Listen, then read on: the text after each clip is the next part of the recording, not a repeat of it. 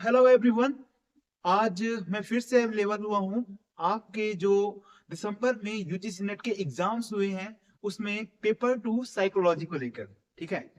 इसमें आज हम देखने वाले हैं कि कैसा पैटर्न रहा है, क्या ट्रेंड रहा है पिछले कुछ सेशंस का, और आने वाले टाइम पे यानी कि जो अभी एग्जाम कंप्लीट हुआ है और एक्सपेक्टेड है कि 12-13 जनवरी तक में आपकी प्रोविजनल आंसर की भी आ जाए और उसके बाद ओरिजिनल आंसर की भी आ जाए। तो इस टाइम पे जो एग्जाम का रिजल्ट आएगा उसमें क्या एक्सपेक्टेड कट ऑफ हो सकता है अभी के लिए, तो उस पे ही हम डिस्कशन करेंगे। तो सबसे पहले आप समझ सकते हो जो साइकोलॉजी सब्जेक्ट है ना, वो खुद में इतना ज्यादा टफ है कि जो बाकी सब्जेक्ट्स का टॉप 10 रैंकिंग में आता है ना मार्क्स, जिसमें जैसे अगर आप किसी और सब्जेक्ट को लोगे तो 240 250 नंबर अगर आपके आ गए हैं, इसका मतलब ये है कि आप टॉप 10 लिस्ट में हो, है ना। 300 मार्क्स का होता है, 250 आना मतलब आपने ऑलमोस्ट बहुत सारे आंसर्स को करेक्ट किया है।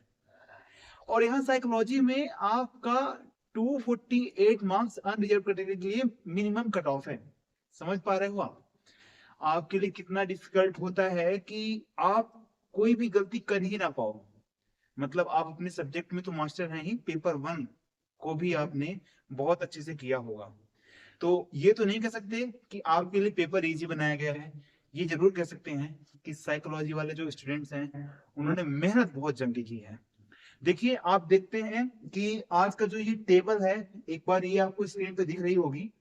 इसमें हमने 2023 से लेके 2025 के बीच जो जून का रिजल्ट आया था, कैसे कैसे मार्क्स आए हैं। तो आप देख पा रहे हो 2023 में 216 नंबर अनरिजर्व कैटेगरी के हैं।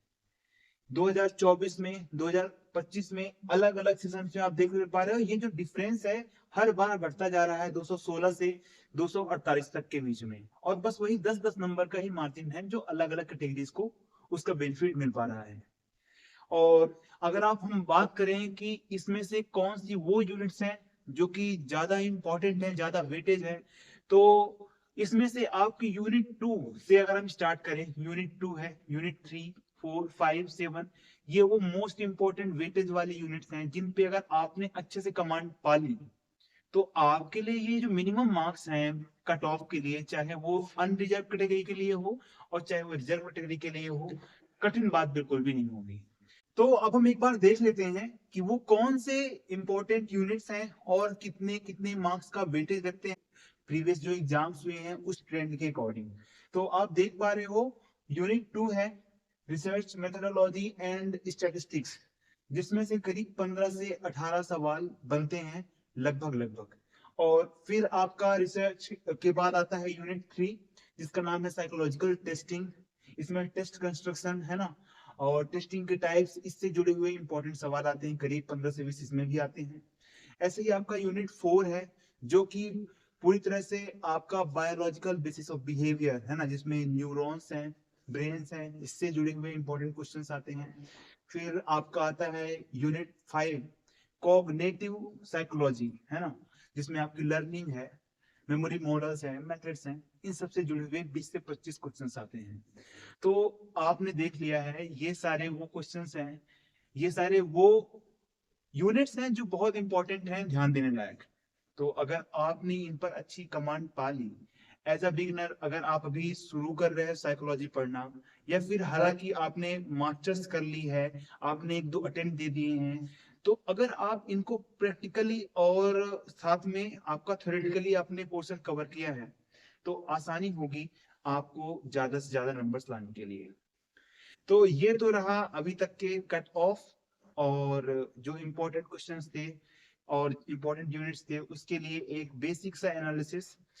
मैं चाहता हूं कि आप सभी कमेंट में ये लिख के बताएं कि आप में से कितने ऐसे लोग हैं जो अभी साइकोलॉजी सब्जेक्ट्स का प्लान कर रहे हैं बैचलर के बाद मास्टर्स में, और जो मास्टर्स में पढ़ रहे हैं और चाहते हैं कि हम साइकोलॉजी सब्जेक्ट से यूजीसी नेट क्लियर करके जीआरएफ लाएं और उसके बाद आगे असिस्टेंट प्रोफेसर या फिर पीएचडी के थ्रू आप रिसर्च में आगे बढ़े साइकोलॉजी सब्जेक्ट से।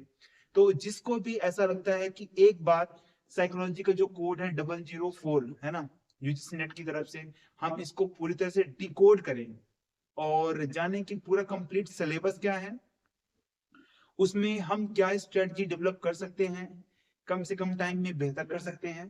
तो एक बार आप कमेंट में जरूर लिखें, क्या आप चाहते हैं कि पहले मैं यहाँ से स्टार्ट करूं कि एक बार पूरा सिलेबस कवर कराऊं। अगर इस वीडियो में करीब अगर 50 लाइक, शायद मैंने ज्यादा बोल दिया क्योंकि मुझे जितना अभी तक समझ में आ रहा है साइकोलॉजी सब्जेक्ट्स में जो स्टूडेंट की स्ट्रेंथ है वो बहुत ही कम दिखाई दे रही है। तो अगर किसी भी तरह से आपने अगर 20 दी लाइक्स कर दिए और 5-6 भी कमेंट आ गए तो डेफिनेटली मैं इस पर जल्द से जल्द एक पूरे सिलेबस को डिकोड करते हुए वीडियो लाऊंगा और उसके बाद फिर हमारी जो ये श्रृंखला है वो जारी रहेगी। सो इसी तरह से इस वीडियो को प्लीज लाइक करें, शेयर करें और चैनल को सब्सक्राइब करें, जिससे मुझे भी मोटिवेशन मिले कि मेरे साथ और भी लोग हैं जिनसे मैं चर्चा कर सकता हूं और जो मैंने सीखा है वो मैं आपको सिखा सकता हूं। सो इसी तरह से और भी नए वीडियोस को देखने के लिए इस चैनल को जरूर सब्सक्राइब करें। बहुत अच्छा लगा आपके इस इंपॉर्टेंट टाइम को इस चैनल के साथ बिताने के लिए। फिर से मिलते हैं अगले टॉपिक में जो कि आपका सिलेबस के लिए होगा। अभी तक के लिए good luck, goodbye, thank you so much for watching this video, have a nice day, bye bye।